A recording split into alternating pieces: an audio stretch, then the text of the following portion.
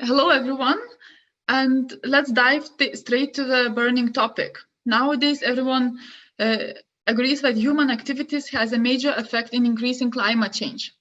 However, governments around the world are slow in making commitments to fight climate change and lagging in executing these engagements.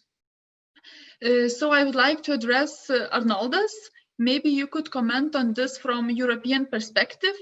Is this caused by political factors or the structural inefficiency of public sectors? Arnoldi, could you? Thank you so much. Thank you for this discussion.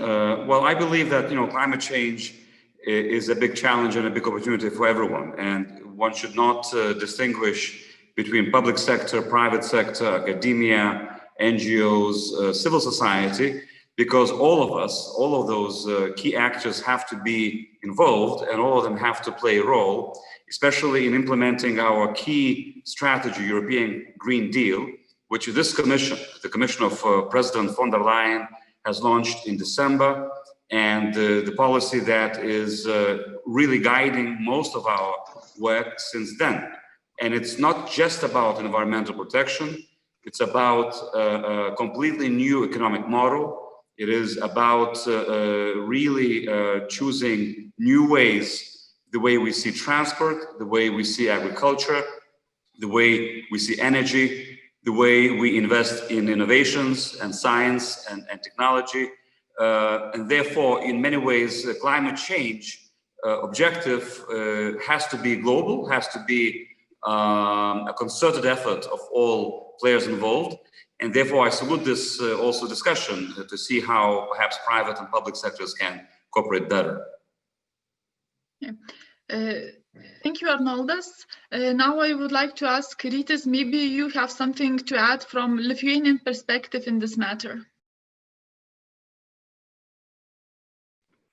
So thank you, Vasara, for the question.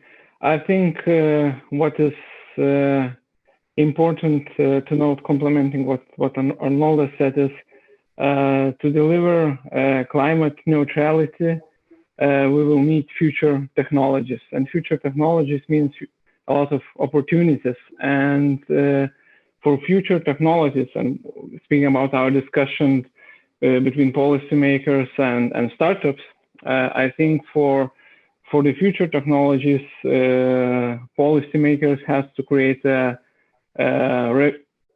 regulatory framework which enables the startups to deliver those new technologies which are essential to deliver the Green Deal and carbon neutrality. So speaking from the policymaker perspective, I would say there are twofold targets for policymakers to enable this green transition. One is setting ambitious targets, and I'm very glad to say that in energy we have ambitious targets in Lithuania. We have 45% renewable target for 2030 in Lithuania, when the common European target is 32%. So it's way above EU average target of renewable energy. So one is setting the high bar for private sector to deliver. And the second, as I said, is creating a regulatory framework for startup companies to create technologies and to create a new business models to deliver this change. And I'm also glad that we are also having this regulatory sandbox, which enables new business models and technologies to be piloted and then mass scaled later. So I think it's a synergy between policymakers, startups, and even a wider social partners on which we have to focus to delivering the Green Deal. So, question for you, Rytis, regarding what you said. Are these ambitious targets possible to reach, since climate change is a common problem on the common European perspectives?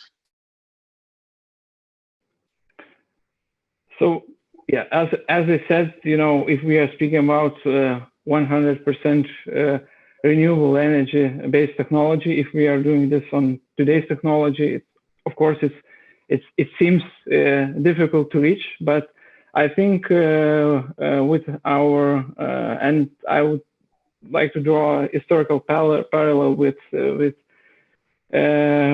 American space program back in the 60s, when we were saying that we are going to land in the moon in the next 10 years. So it seems like a very impossible target.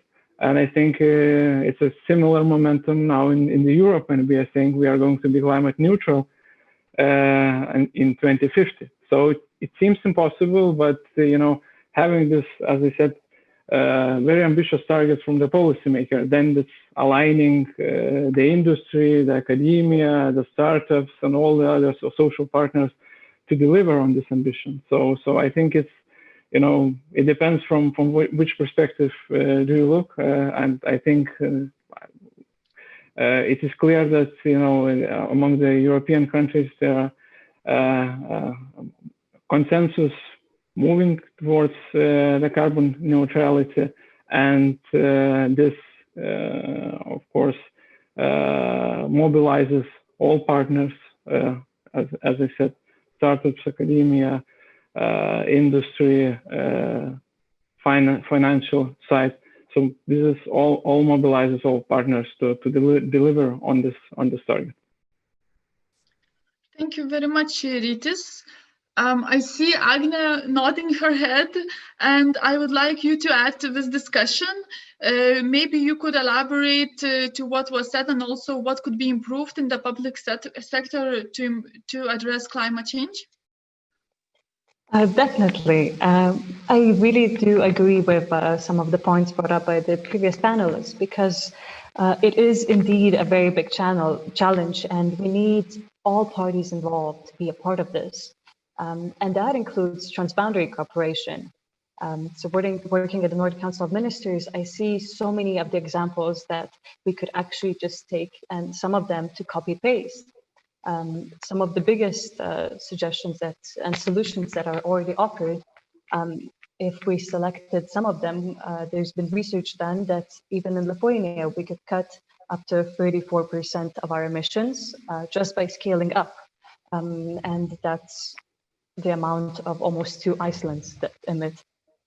So also, I think here, our public sector has a very big role to actually facilitate this learning from each other, and this brave, as Rytis mentioned, brave big goals, and then having the relative support mechanisms that could work. Here, I think it's also very important to highlight that the financial flows need to correspond with the goals that are set out. So if we look at climate, thinking about the climate finance, how much we invest in startups that are solving this, and how much we also send mitigation signals to companies saying that this is not an area we should be investing in, and saying that fossil fuels are going to become more and more expensive, and that you need to be looking into the future rather than into the past. Thank you very much, Agne. Now I want to go back to Arnoldas and to ask him to add a little bit more of European perspective, and to ask him how do you put European efforts together in order to accelerate the technological advancements even more? Could you maybe try to answer to this? Thank you, Vasarė. Well, of course, for any great idea to flourish, you need also sound financing. So not only, we have come up with all the strategies which are needed to implement European Green Deal, from biodiversity strategy to circular economy strategy to from farm to fork strategy, but the Commission has also come up with very ambitious financing solutions that could help the governments and the businesses to implement those strategies.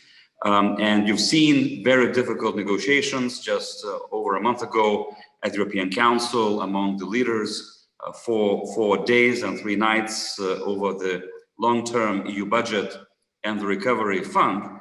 And the good outcome of it is that even 30% of the agreed 1.8 trillion euro financial package for the European Union will be devoted to the implementation of the European Green Deal, will be devoted to the climate related policies.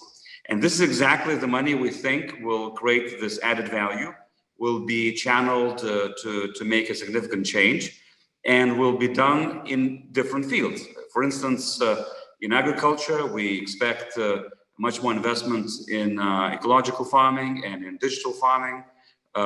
In transport, of course, we expect much more public investments in terms of sustainable transport, electricity-driven transport, and of course, all of the interconnections between the countries like Rail Baltica in the Baltic states case is also an important part of the Green Deal. We expect much more investment from this budget into the renewable energy in different projects, wind, solar, and offshore and whatnot.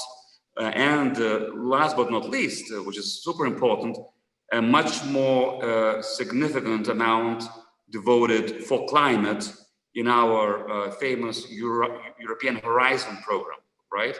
The science and research budget, which of course is a signature budget, not only in Europe, but in the world, and which will have about 75 billion euro capacity in the next 7 years.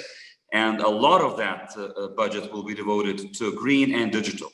And both are connected. I wouldn't separate them, because in order to achieve the green goal and in order to achieve what Rita has said, the climate neutrality by 2050 in Europe, we need a lot of investments in digital technology, in science and innovation. It goes hand by hand. And if these investments will be effective, if they will be well coordinated, if they will be scrutinized and also, transparent, I hope that this will help us achieve this goal. Thank you very much, Arnoldas. Now I would like to ask, maybe Agne has something to add to this from Nordic Council? Yes, definitely.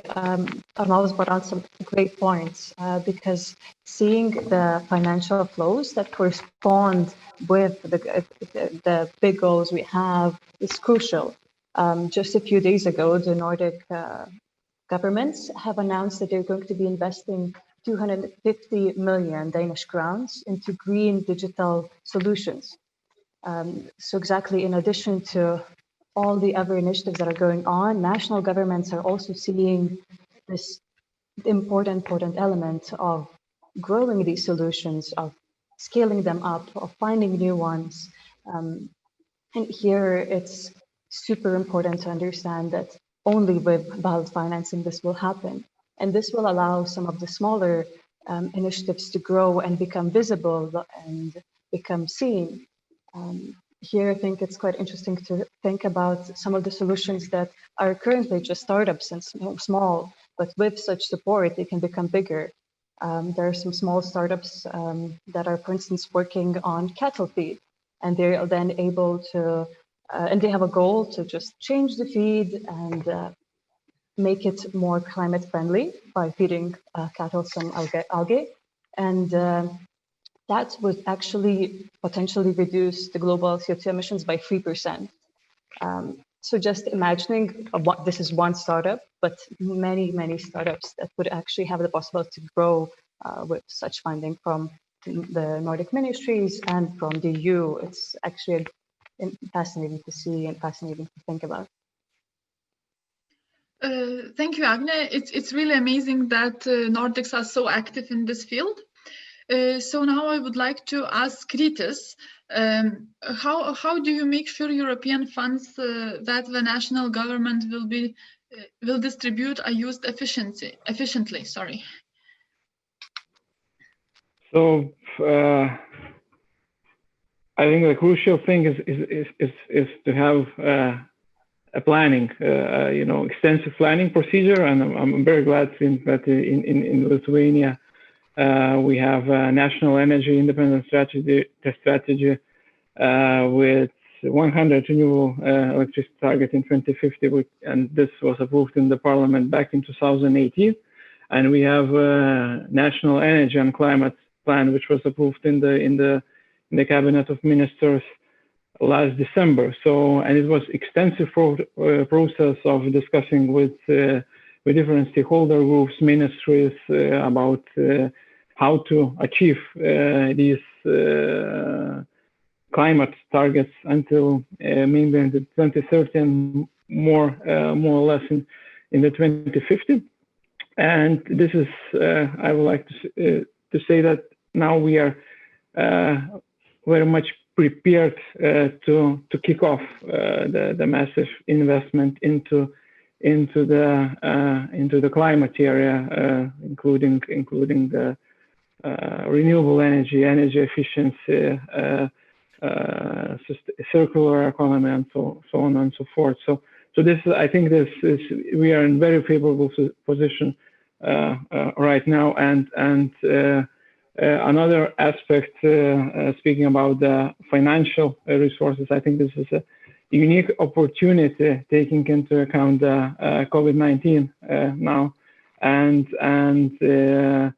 economy stimulus package to actually reinvent and refocus our economies into the green growth and having, as I said, NECP, National Energy Climate Plans, which are already in place in all European countries and in Lithuania in particular.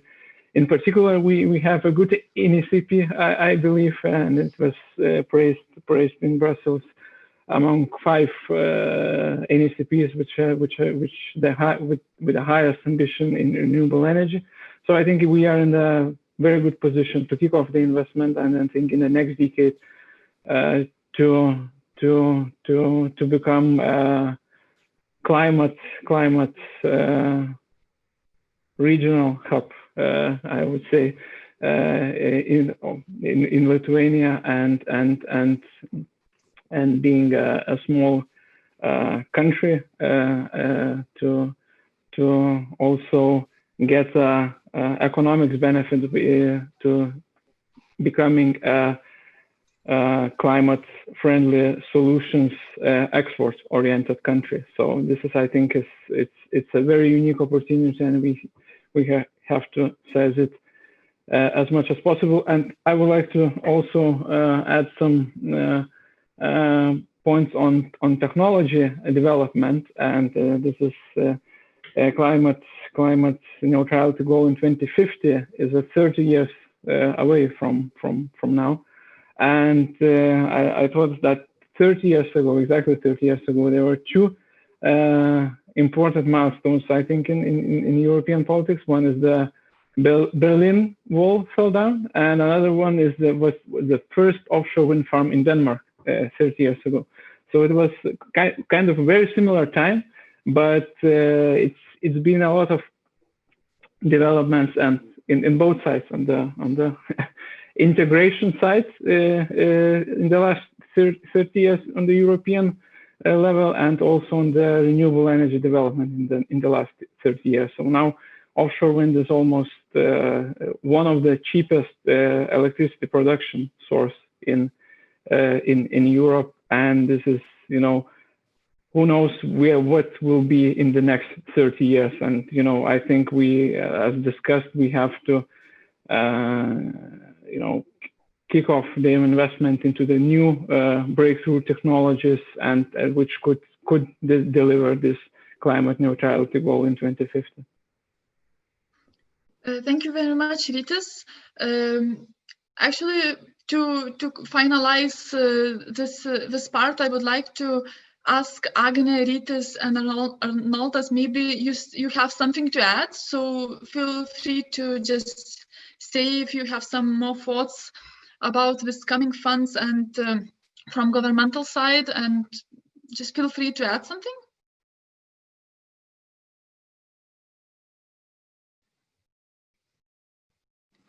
Well, I'll perhaps add one thing, that in this world, what we sometimes lack is ideas and creative ideas, and I think that's where exactly the startup community can be an incredible source of inspiration, creativity, and resource. As in the government structures, sometimes there is a lack of creative projects, and especially with these meaningful investments coming our way, which will be indeed to some extent of historical proportions. Also in the case of Lithuania, I really would like to see much more cooperation between the private and public sector in the country, much more public debate about where the investments are going, and much more scrutiny as well from the civil society and from the media. Thank you. So yeah, from my side, our discussion topic is who will solve our climate crisis, startups or policymakers. So I think there is no the answer is cooperation, and yeah, or it is only complement what Arnoldas and Agne has said, and I think it's time to hear the private part and engage more in the discussion in this. Definitely. I want to add on and agree that cooperation, I think, is the key part here, that it's all hands on deck, this kind of situation, because it's a big, wicked problem, and we need everyone's expertise, from public sector to startups to civil society, to keep everything in check. So all hands on deck, and only then we have a chance. Thank you all for beautiful introduction. In fact, you actually made my work much easier. So now we are actually moving on to hands-on experience with Ignas and Simonas. And I want to start with maybe a little bit uncomfortable question. Are startups capable of understanding the bigger sustainability picture and deliver products that could really solve the climate crisis? As you can see, massive money are going to be distributed. Are private companies and startups actually capable of using it efficiently? It's actually Ignas or Simonas who would like to answer. Yeah, I believe I can start. So since we received investment from Konvesicinis Fund, that is a public fund, and Contrarian Ventures, venture capital, and also our investment involved business angels. So I believe it's a good example of how public and private entities could cooperate in supporting startups like Imbalance that are fighting climate change and working on sustainable business models. So yes, I believe that there are good initiatives here, in all layers, not only in the private but also in the public layer, in understanding importance of sustainability and etc. And from my personal perspective, I see a big change in the past 2 years in understanding the importance of sustainability topics.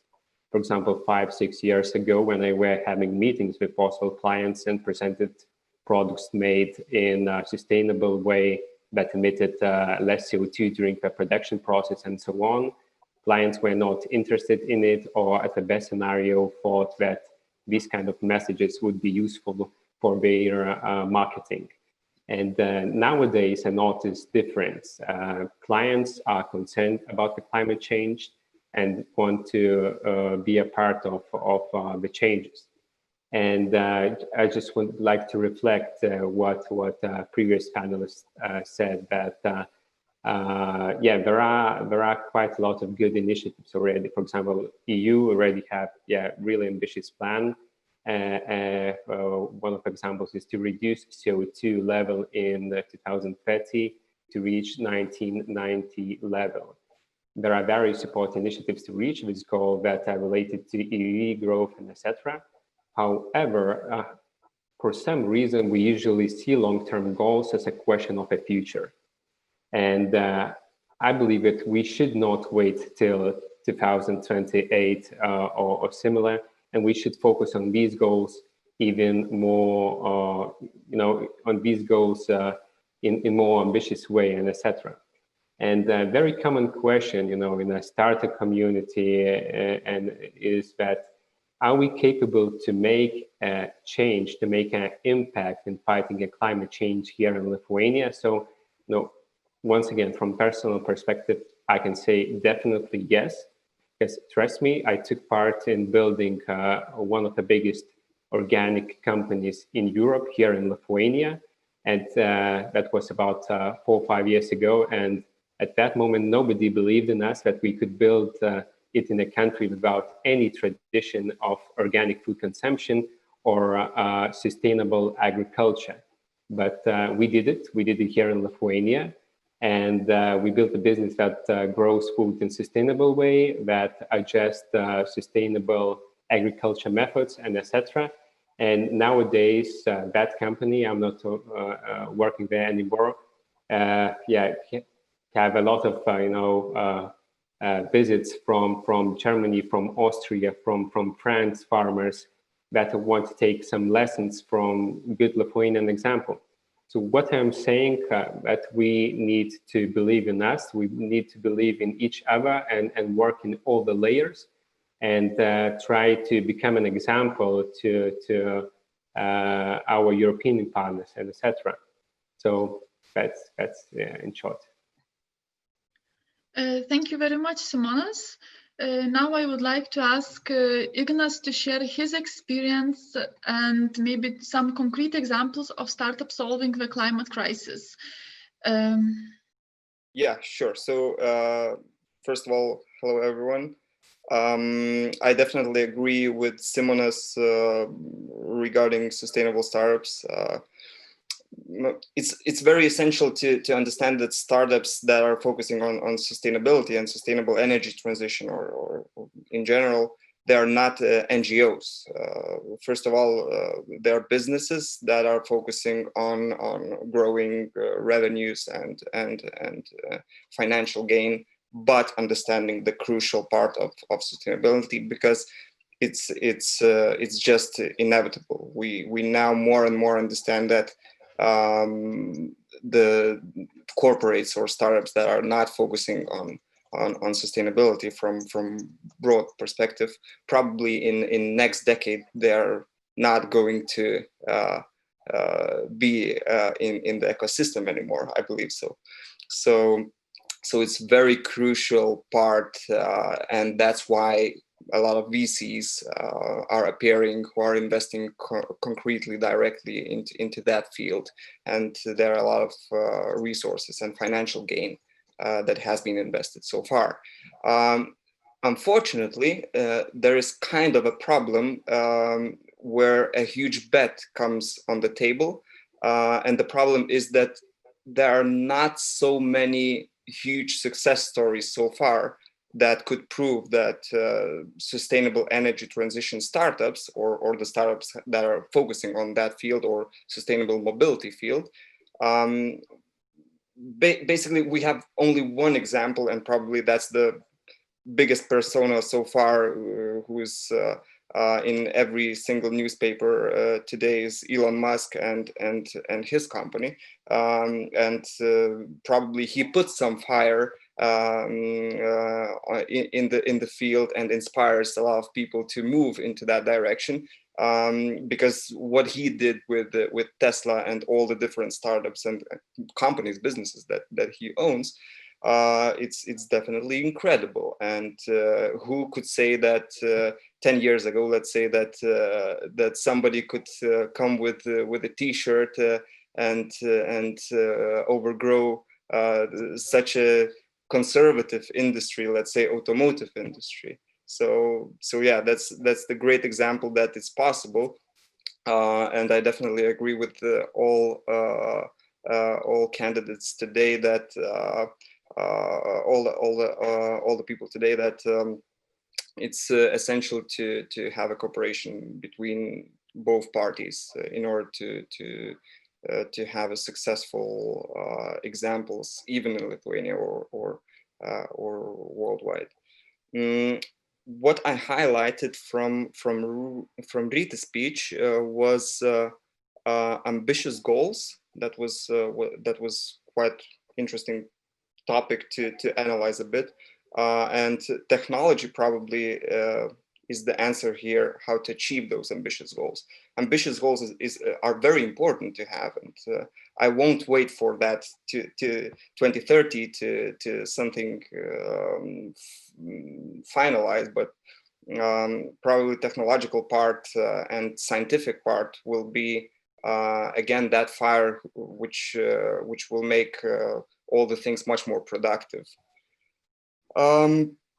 And another part which was very interesting is historical perspective. And what I highlighted for myself, there was in 1974, there was a company called Witcar in Amsterdam. Actually, it was one of the first car sharing projects in the world.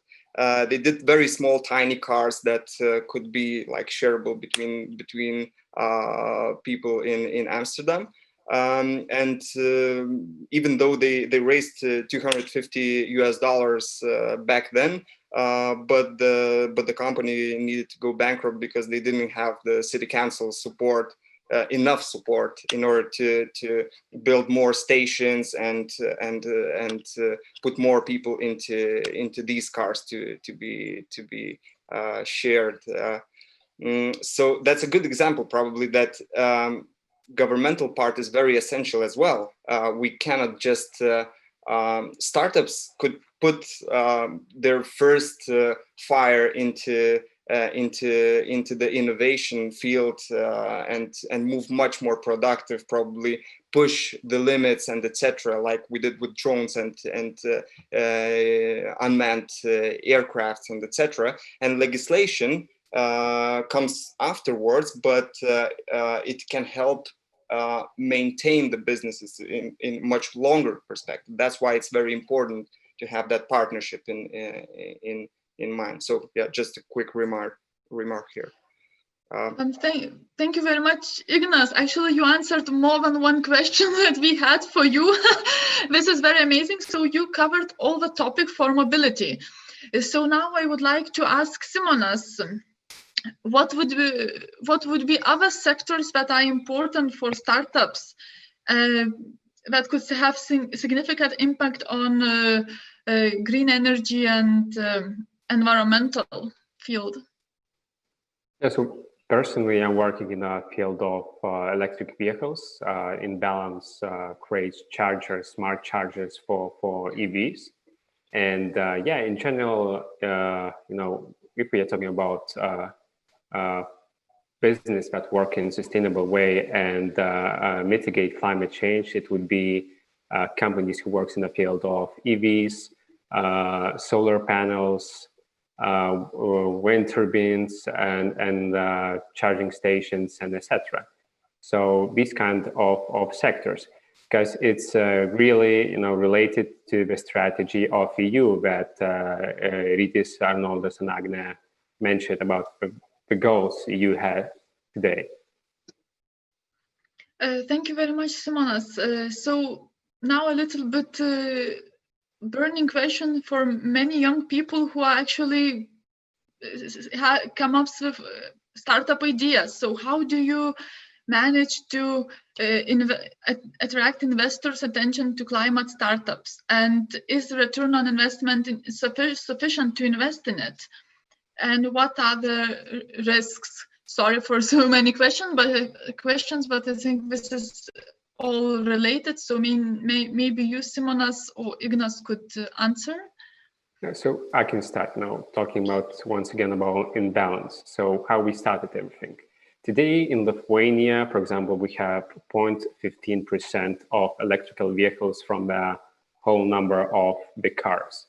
And in the future, I believe everybody will agree that we'll have, much more EVs than we have today. So a majority of standard cars will be replaced by EVs, and it will be need to charge it. And from the first perspective, it sounds quite easy. Just we need to build more chargers in the streets. But we will face issues, and actually we're already facing those issues because we have lack of electricity supply during some period of years, especially at the old towns. So what we can do, we can change a majority of power mains in our cities. It will cost billions of euros, and the most important thing, it will emit a lot of CO2. So, or alternatively, we can adjust smart solutions that Ignas mentioned about technologies and smart solutions that would help to make a good transition. So we can adjust such as technologies. And for example, from imbalance perspective, we created a charging station that has communication with the power main. So we see when we have a capacity at the network to charge the electrical vehicle, and we used that power. There is no need for additional reservation of a power for charging. In this case, there is no need to reconstruct the current infrastructure and etc. So yeah, answering about, is it important today or is it important, it will be important in the future. So definitely climate topics or climate startups are relevant and important already today. About risks. So as I mentioned at the very beginning, the situation of understanding climate change and the problems we have from it is growing significantly, and more clients, from our side already agree that there is a climate change, and but still the change is not as fast as it should be. So I believe the main risk is that companies will be focused more into their numbers, into their revenues, and will not take big part in some kind of project that would help to stop climate change. Yeah, I could just add on some questions on Simona's remarks. So for instance, we closed 2019 with 7.2 million EVs worldwide in general. Half of those EVs, almost half of it, comes from China. Second place is taken by European Union, and then US and other countries have a little piece of EVs worldwide. But what's essential here to highlight is that there are like different analysts who forecast that until 2030 we'll have up to 70 millions of EVs worldwide sold worldwide, and half of these EVs probably again comes from China, but the number is so huge that the business opportunity is there. And again, I will mention that fact, which is very important to highlight again, that startups that are focusing on sustainable energy transition or sustainability in general, they're not NGOs. They're focusing on financial returns, financial gain, and there is clear rationality behind the ideas. And I believe that Imbalance Grid has very clear arguments why it makes sense, even from the planet perspective, but as well as from business perspective. So yeah. Thank you very much, Ignas. Now, actually, because you and Simonas experienced firsthand startup life, and you probably saw some blank spots where you needed help, or maybe lack of funding, resources, scale, that you think maybe government would be able to help. Could you maybe share those blank spots? Yes, of course, but today the situation is a bit different. Again, Arnaldas mentioned the European Commission Blue Invest Fund initiative. There are like different initiatives that helps startups to move much faster from the financial perspective, from grant perspective with the zero interest loans or whatever, and etc. Network is crucial here. network of possible partners or corporates who could help us to accelerate more in different fields. Employment support schemes are very important as well. So there are different kinds of topics that could be maybe created in one package, let's say like this. So the startup could have the support from all the sides that they need. So yeah, probably financial part is one of the crucial part here, because especially for early stage startups, financial resources are very important, especially if you are from Lithuania, let's say a small country that are trying to reach global market and trying to compete with global players. It's essential to have financial support that could help your startup to fight against those competitors. So probably that's the key. Simonas, you have something to add, please. Yeah, I definitely agree. The bigness regarding financial support is really important, especially at the early stage of the startups. However, support could be not only direct support. I mean, for example, let's agree that till 2028, Lithuania will be one of the best countries of electric vehicles per 1,000 people.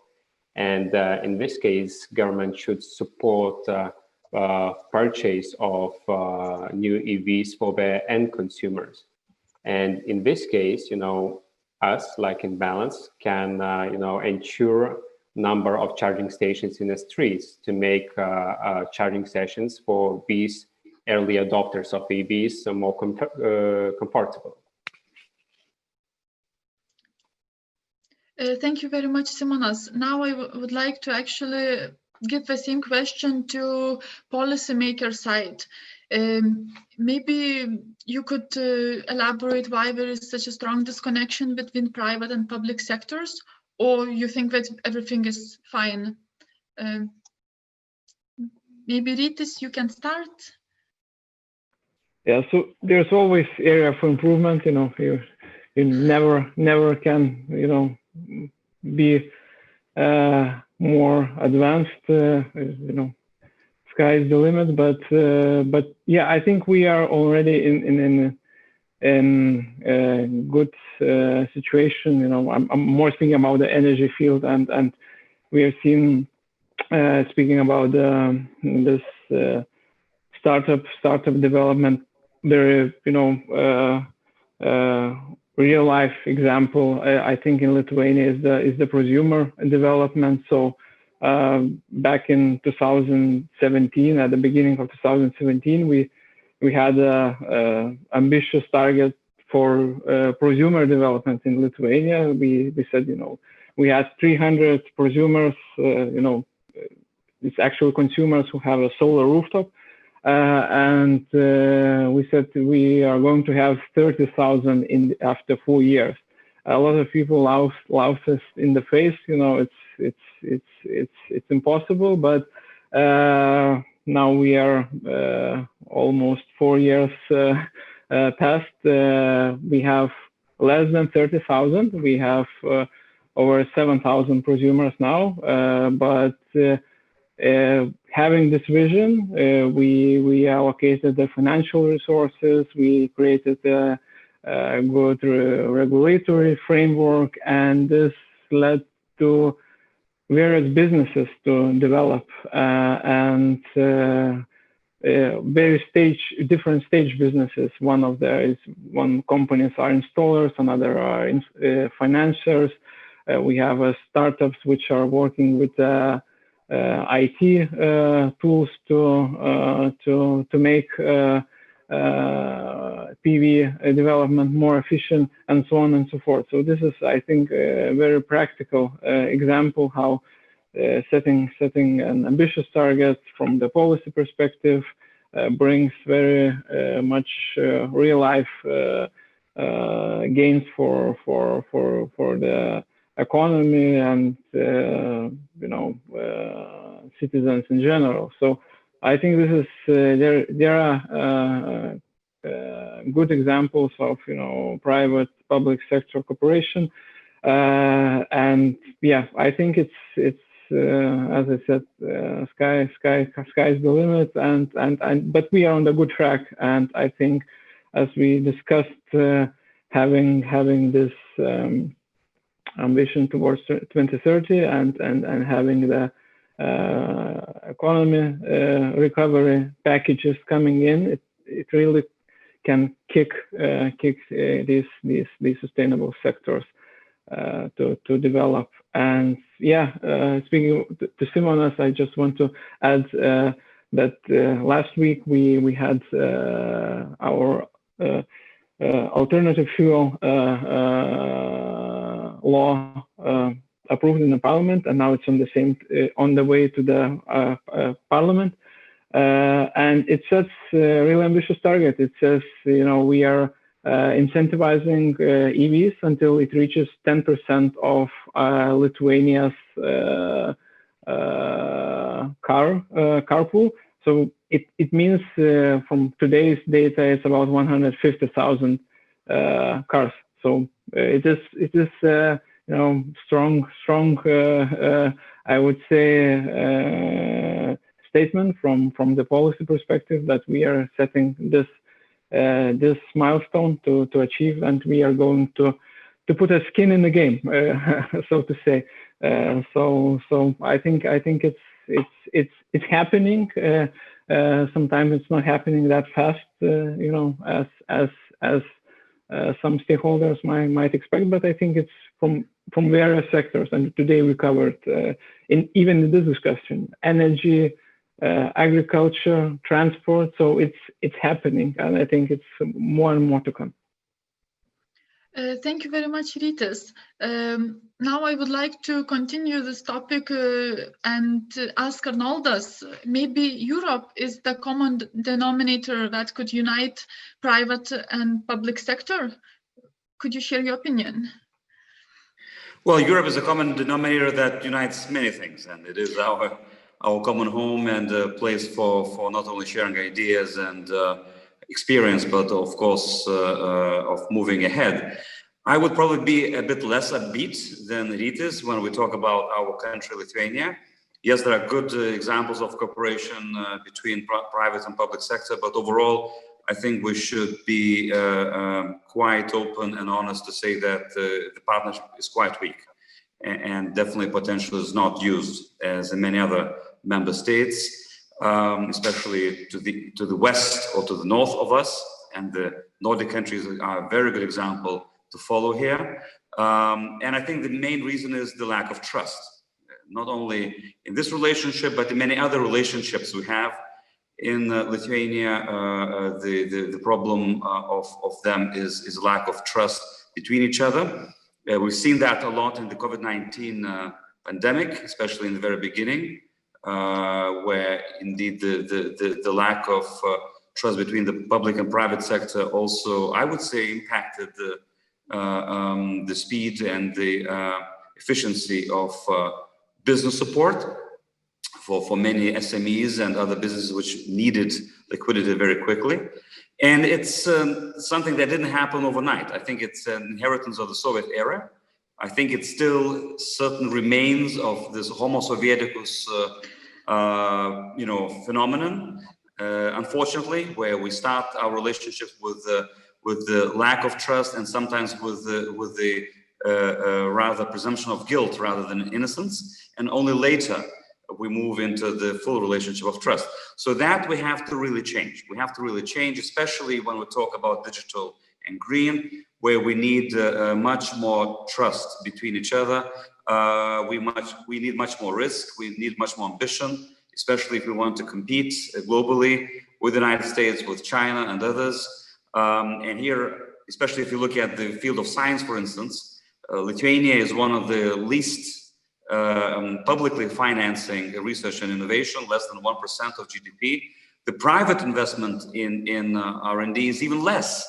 It's, if I'm not mistaken, 0.6 or something of GDP, which is really not enough if we want to achieve those ambitions we're talking about here.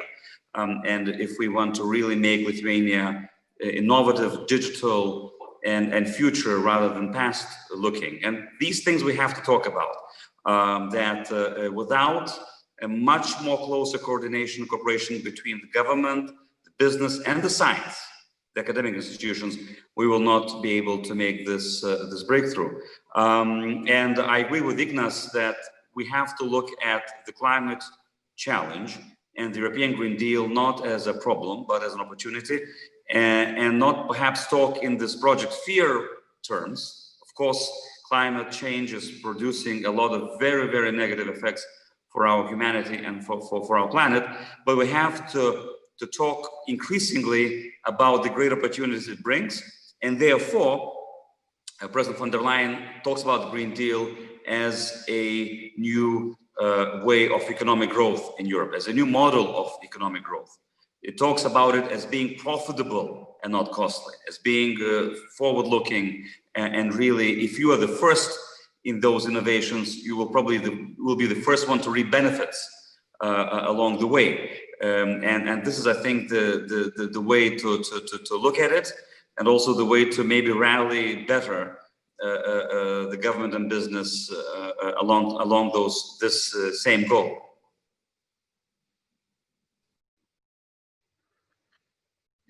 Okay, thank you, Arnoldas.